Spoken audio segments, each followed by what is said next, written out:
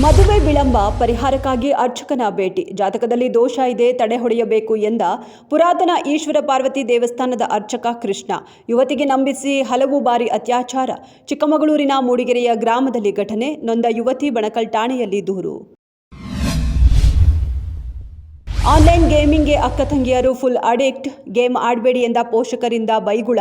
ಮೂವರು 9ನೇ ಮಹಡಿಯಿಂದ ಹಾರಿ ಆತ್ಮಹತ್ಯೆ. ಉತ್ತರ ಪ್ರದೇಶ ಗಾಜಿಯಾಬಾದ್ನಲ್ಲಿ ದುರ್ಘಟನೆ. ಪಾಕಿ, ಪ್ರಾಚಿ ಮತ್ತು ವಿಶಿಕಾ ಮೃತರು.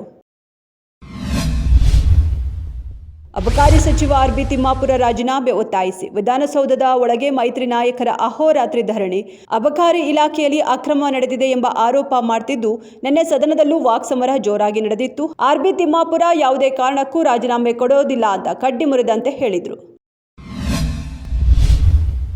426 ಕೆಜಿ ತೂಕದ ಮಹಾತ್ಮ ಗಾಂಧೀಜಿ ಕಂಚಿನ ಪ್ರತಿಮೆ. ಆಸ್ಟ್ರೇಲಿಯನ್ ಇಂಡಿಯನ್ ಕಮ್ಯುನಿಟಿ ಸೆಂಟರ್ನ ಹೊರಗೆ ನಿರ್ಮಿಸಿದ್ದ ಪ್ರತಿಮೆ ಕಳವು. ಮೂವರು ಪ್ರತಿಮೆಯ ಅಡಿಪಾಯದಿಂದ ಆಂಗಲ್ ಗ್ರೈಂಡರ್ನಲ್ಲಿ ಕತ್ತರಿಸಿ ಹೊತ್ತೊಯ್ದಿದ್ದಾರೆ.